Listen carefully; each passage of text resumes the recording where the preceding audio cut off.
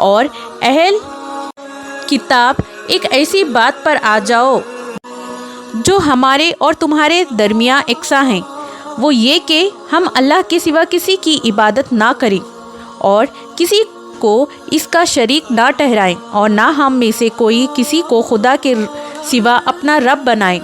پھر اگر وہ اہل کتاب اس بات سے منہ پھیر لیں تو مسلمانوں، تم ان سے کہہ دو کہ تم مانو یا نہ مانو، ہم تو ایک خدا کے اطاعت گزار ہیں۔ ابو سفیان کہتے ہیں، جب ہرقل نے جو کچھ کہنا تھا کہہ دیا اور خط پڑھ کر فارغ ہوا تو اس کے ارد گرد بہت شور واقع ہوا، بہت سی آوازیں اٹھیں اور ہمیں باہر نکال دیا گیا۔ تب میں نے اپنے ساتھیوں سے کہا، ابو کبشہ کے بیٹے حضرت صلی اللہ علیہ وسلم کا معاملہ تو بہت بڑھ گیا، دیکھو تو اس سے بنی اصفر روم کا بادشاہ بھی ڈرتا ہے۔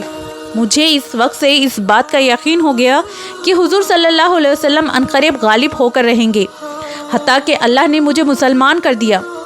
راوی کا بیان ہے کہ ابن ناطور ایلیا کا حاکم ہرقل کا مصاحب اور شام کے نصاری کا لاٹ پادری بیان کرتا تھا کہ ہرقل جب ایلیا آیا ایک دن صبح کو پریشان اٹھا تو اس کے درباریوں نے دریافت کیا کہ آج ہم آپ کی حالت بدلی ہوئی پاتے ہیں، کیا وجہ ہے؟ ابن ناطور کا بیان ہے کہ ہرقل نجومی تھا، علم نجوم میں وہ پوری مہارت رکھتا تھا۔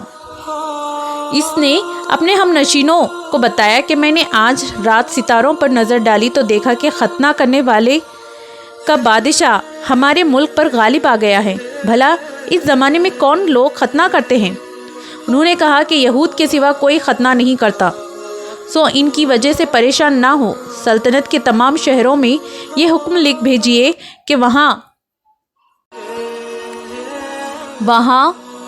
جہاں ختنہ کرنے والوں کا بادشاہ ہمارے ملک پر غالب آ گیا ہے، بھلا اس زمانے میں کون لوگ ختنہ کرتے ہیں؟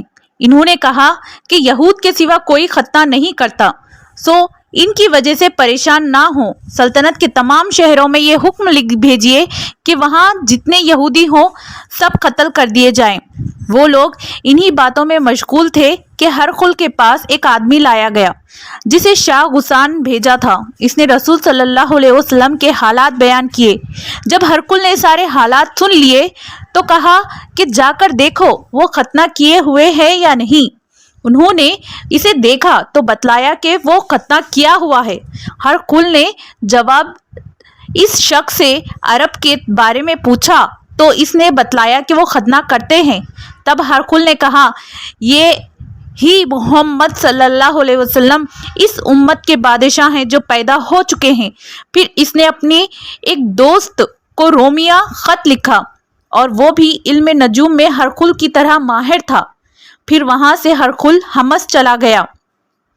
ابھی حمص سے نکلا نہیں تھا کہ اس کے دوست کا خط اس کے جواب میں آ گیا۔ اس کی رائے بھی حضور صلی اللہ علیہ وسلم کے ظہور کے بارے میں ہرقل کے موافق تھی۔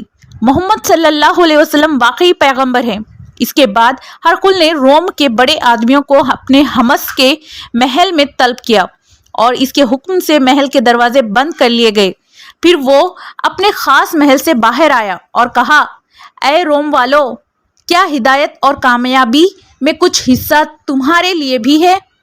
اگر تم اپنی سلطنت کی بقا چاہتے ہو تو پھر اس نبی صلی اللہ علیہ وسلم کی بیعت کر لو اور مسلمان ہو جاؤ۔ یہ سننا تھا کہ پھر وہ لوگ وحشی گدھوں کی طرح دروازوں کی طرف دوڑے مگر انہیں بند پایا۔